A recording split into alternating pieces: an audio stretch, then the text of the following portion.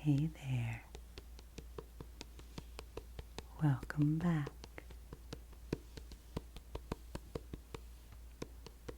Today, I have a little library book review and poetry reading for you. We will also have some lovely library book sounds. Gotta love a hardback library book with one of these plastic covers on it. They make such lovely sounds, they really do. For those who enjoy the sounds of books as well as the words within them. And today we have a book by one of my favorite authors, Margaret Atwood. And it says right here on the front, author of The Handmaid's Tale. And that may be what you know Margaret Atwood for her novels. I first read The Handmaid's Tale when I was in college back in 1998, and it had a big impact on me. And of course it's had a big resurgence in recent years. I've never watched the series. Couldn't bring myself to do that because I love the book so much, but let me know if you like the TV series. Maybe you can talk me into it. But in addition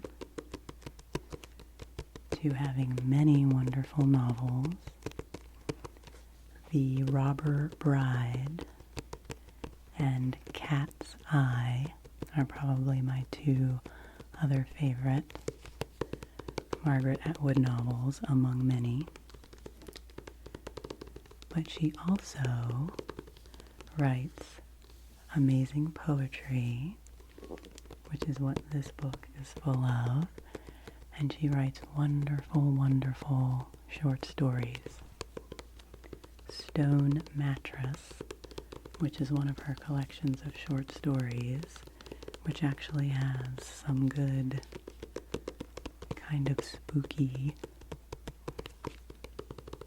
stories in it. That's why I wanted to do this reading around this time and sort of frame it as a bit of an autumn Halloween poetry reading, because some of the poems I am going to read from this book have sort of a Halloween theme. There's one about jack-o'-lanterns and there's one about zombies. So even if you don't think you like poetry, there's a wonderful poem in here about how poetry and zombies have a lot in common. So we'll be getting to that. But this book is called Dearly, New Poems. And I want to check to see in 2020. I knew it was fairly recent. She published this book in 2020, and there she is. Dear Margaret Atwood. I mean, just look at her face. She's got such energy and just this wonderful sort of impish, adorable quality about her. She's an amazingly inspiring person. And she wrote this book not long after her partner of many, many, many years, Graham Gibson was his name. After he passed away, he had dementia, and this book is for Graham in absentia. And so there are a lot of poems in this book on themes of mortality and death and aging, but also of love and hope. That's one of my favorite things about Margaret Atwood, is that she can write about the serious things of life, but in such a way that appreciates the beauty and the vibrancy of life at the same time. And I just saw this book on the shelf at the library, and I was like, whoa, new poems by Margaret Atwood. So it drew my attention, and after I first read this book, it really inspired me to start writing poetry again. And I think I have mentioned before that in addition to my Substack, where I have some personal essays published, I also have a little secret Substack publication where I publish my poetry. So I will link to that. It's always in my little signature at the bottom of my videos. But I will link to that in case you'd like to read any of my poetry. And there is a poem in there that references this book, and one of the poems that I'm going to read you, because it really inspired me to get back to writing poetry. So you can see I have quite a few poems marked in here that I want to read for you.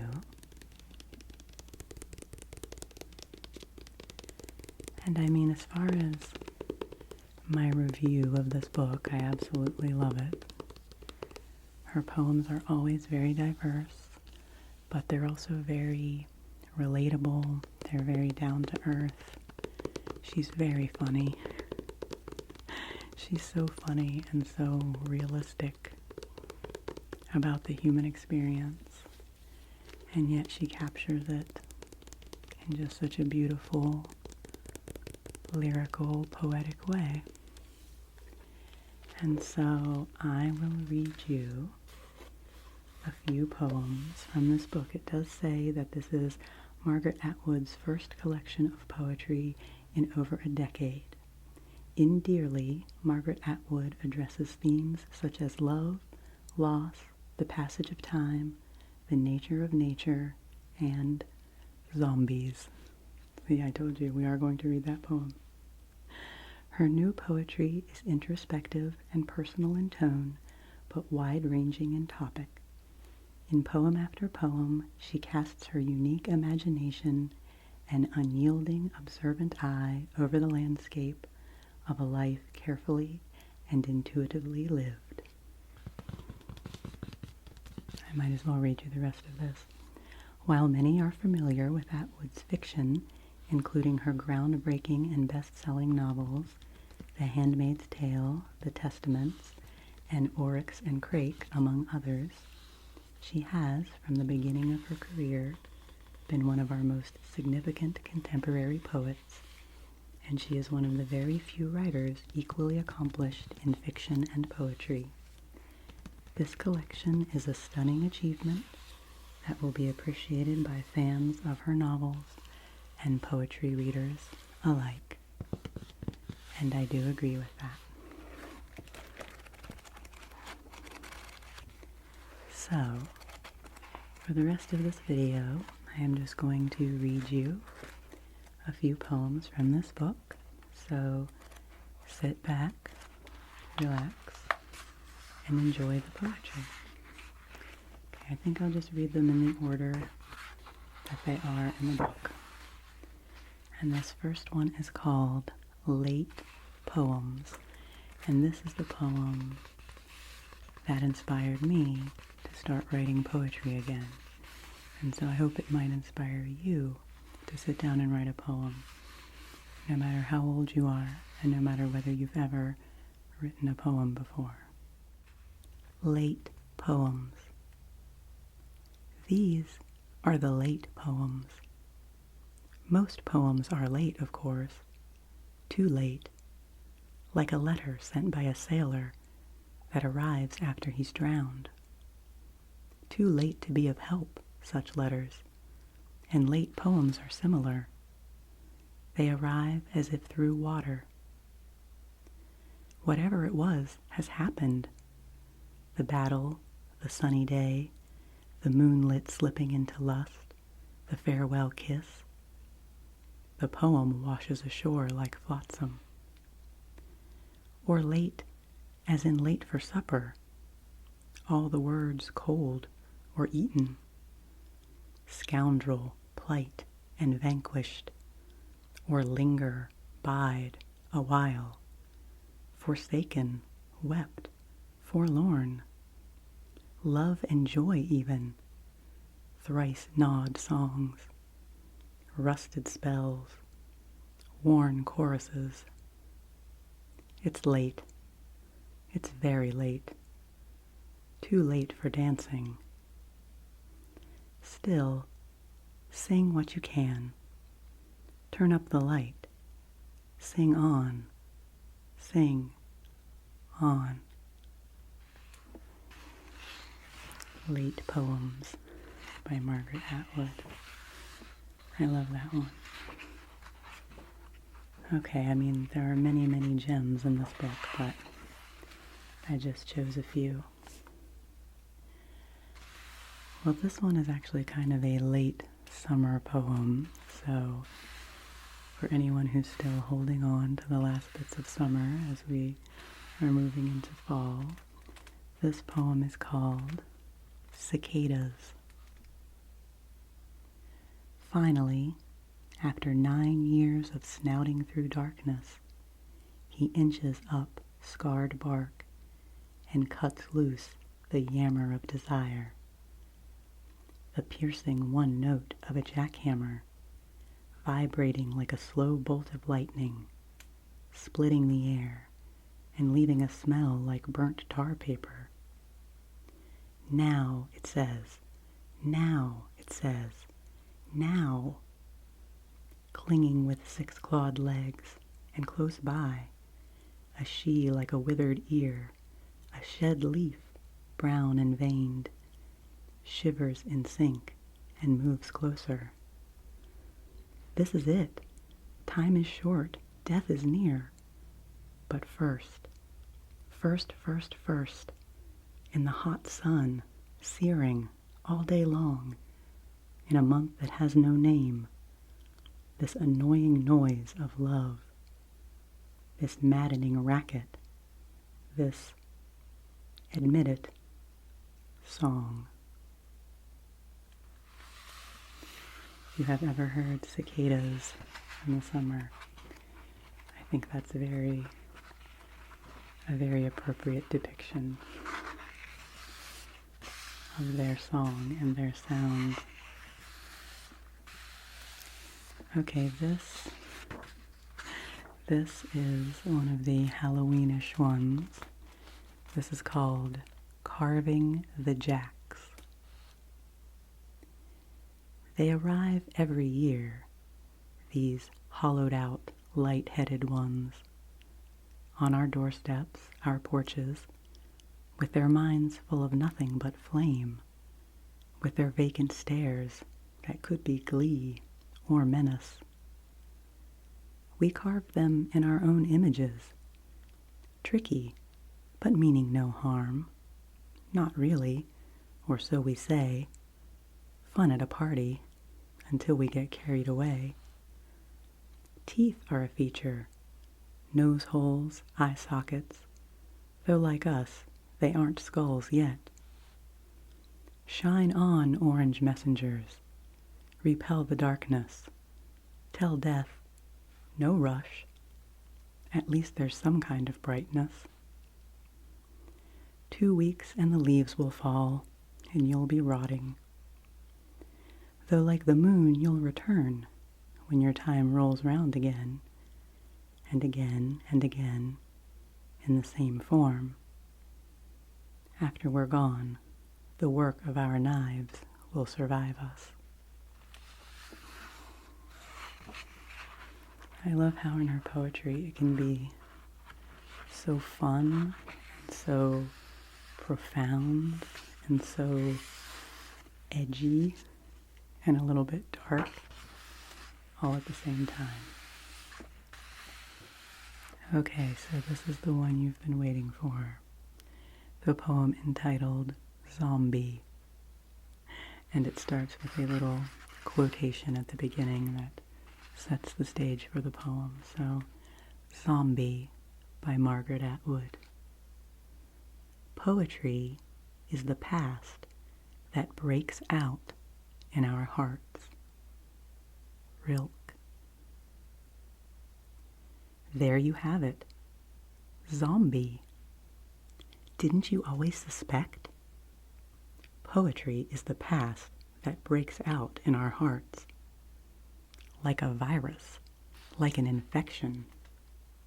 How many poems about the dead one who isn't dead, the lost one who semi-persists, nudging hungrily up through the plant litter, the waste paper, scratching against the window. Take the once young lover, encountered 50 years later in the dim light of the foyer. How blunt and smudged he is. Mr. Potato Head, without the stick-on features, someone you grope to remember. Was it him who licked your neck? And the clumsy Play-Doh monster you made at the age of 4, then squashed in a fit of anger, so his colors ran together. He turns up on your doorstep on a chill November night, with the rain whispering sushi, sushi, and the tongueless mouth mumbling your name. Stay dead, you conjure, you who wanted the past back. Nothing doing. The creature ambles through the dim forest, a red, weeping monosyllable, a smeared word tasting of sorrow. Now it mutters and shambles in a nimbus of dry ice fog, down the garish overdone corridor of Gothic clocks into the mirror.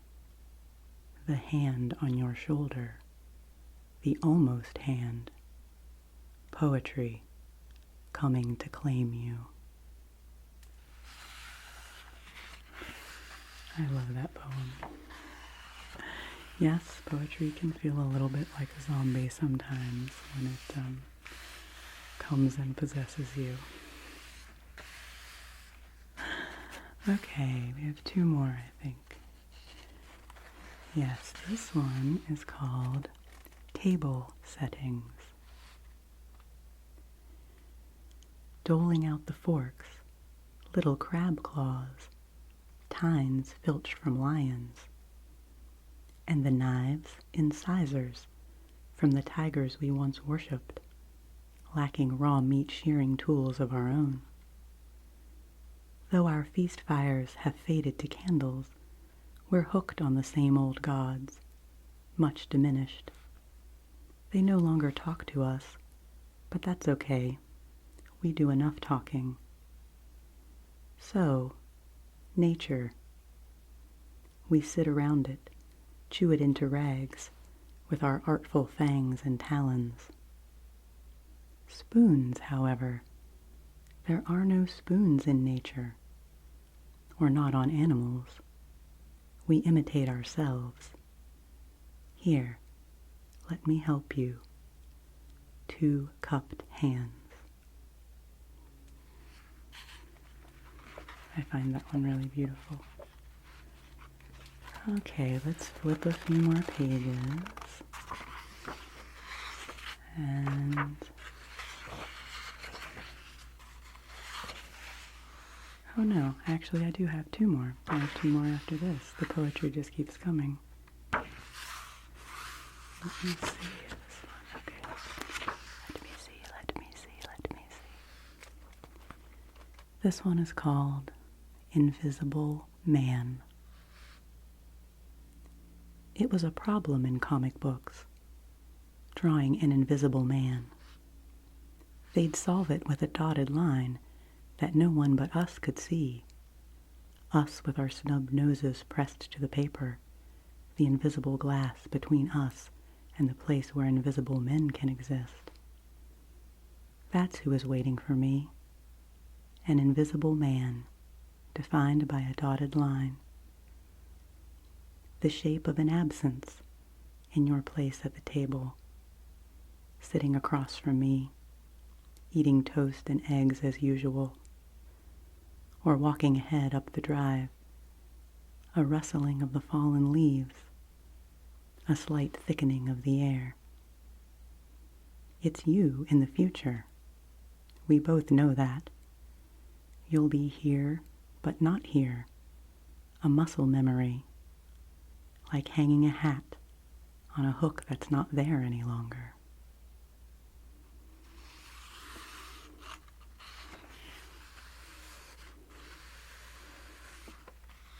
She has a very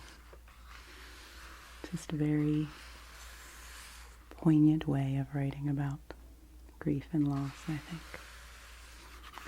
Okay, this last one is called Blackberries. In the early morning, an old woman is picking blackberries in the shade.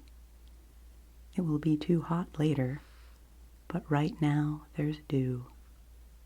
Some berries fall. Those are for squirrels. Some are unripe, reserved for bears. Some go into the metal bowl. Those are for you, so you may taste them just for a moment. That's good times. One little sweetness after another, then quickly gone. Once, this old woman I'm conjuring up for you would have been my grandmother. Today it's me. Years from now it might be you, if you're quite lucky. The hands reaching in among the leaves and spines were once my mother's. I've passed them on. Decades ahead, you'll study your own temporary hands, and you'll remember. Don't cry. This is what happens. Look, the steel bowl is almost full. Enough for all of us. The blackberries gleam like glass, like the glass ornaments we hang on trees in December to remind ourselves to be grateful for snow. Some berries occur in sun, but they are smaller. It's as I always told you. The best ones grow in shadow.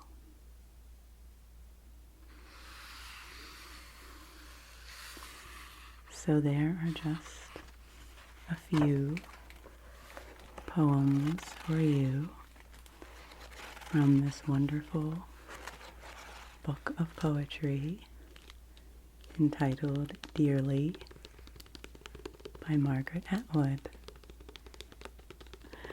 So I hope you enjoyed this little poetry reading. I just had the urge to share some of this with you. I hope